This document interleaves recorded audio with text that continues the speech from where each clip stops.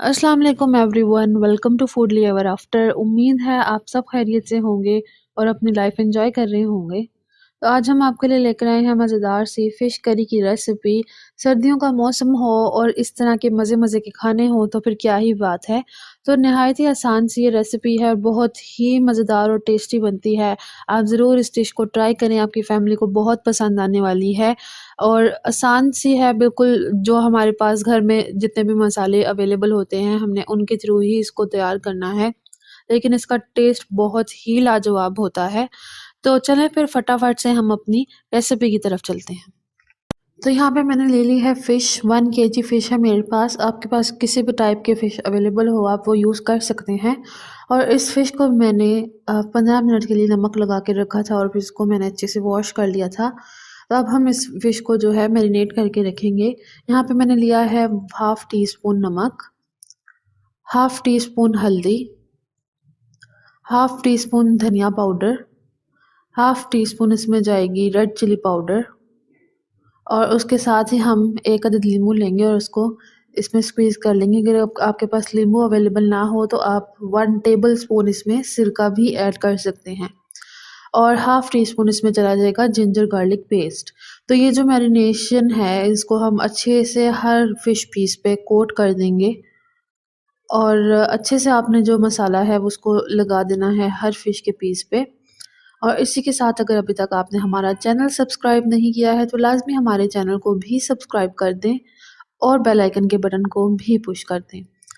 तो बस यहाँ पे मैंने एक चीज़ मिस हो गई थी, मैंने लिया है 1 टेबलस्पून ऑयल, कुकिंग ऑयल और वो कुकिंग ऑयल भी हम बीच में ऐड करेंगे और उसको भी अच्छे से हर जो फ़िश पीस है उस पे कोट कर देंगे।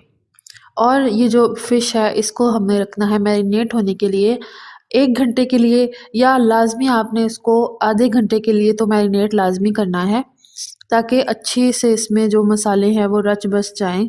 तो बस अब हम इसे मैरिनेट कर लेंगे और उसके बाद यहाँ पे मैंने ले लिया है पैन में हाफ़ कप ऑयल और जब ऑयल हमारा अच्छे से गर्म हो जाएगा, तो जो फ़िश है जो हमने मैरिनेट करके रखी थी हम उसको फ्राई कर लेंगे अपने ऑयल में।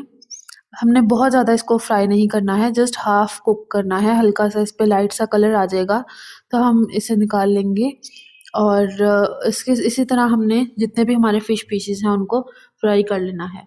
जस्ट 3 से 4 मिनट आप एक साइड से इसको फ्राई करें और इसको इसकी जो साइड है वो चेंज कर दें।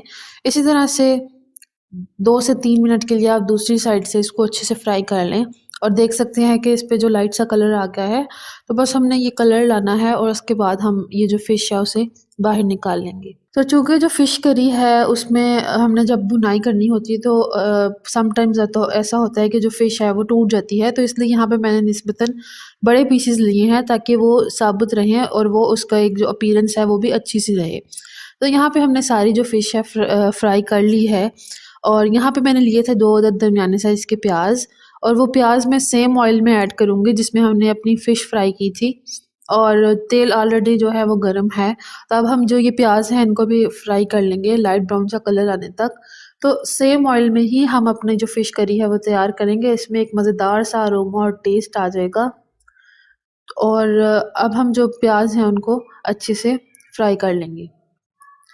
तो यहाँ पे हमारी जो प्याज़ हैं वो फ्राई हो चुकी हैं। मैंने यहाँ इनको बारीक चॉप किया था और इसके बाद हम इसमें ऐड करेंगे 1 टीस्पून जिंजर गार्लिक पेस्ट और 1 टीस्पून इसमें जाएगा ज़ीरा और हम इन्हें भी अच्छे से प्याज़ के साथ 2 से 3 मिनट के लिए फ्राई कर लेंगे।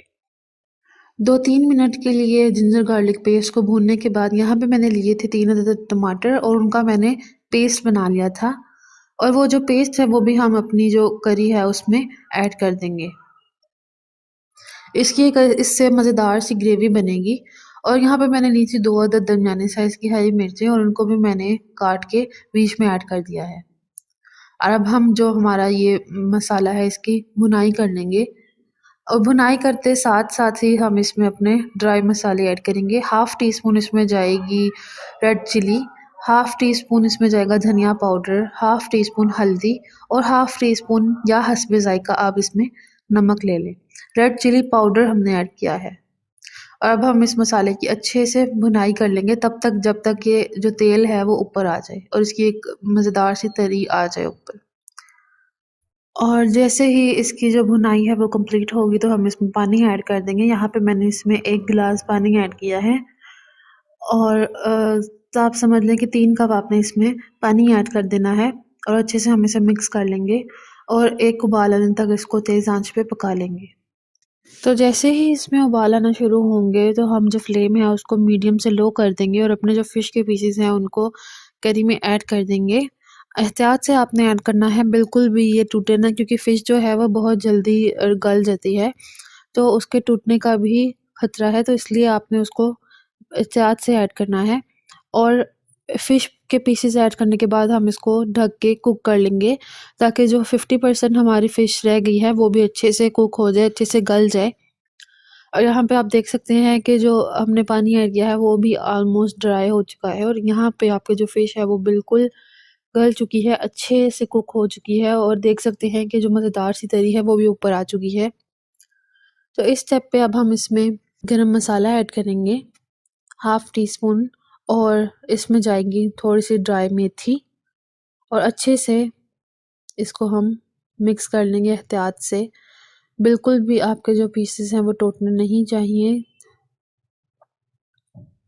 और जितनी आप इसमें ग्रेवी रखना चाहें आप उतनी इसमें ग्रेवी रख सकते हैं।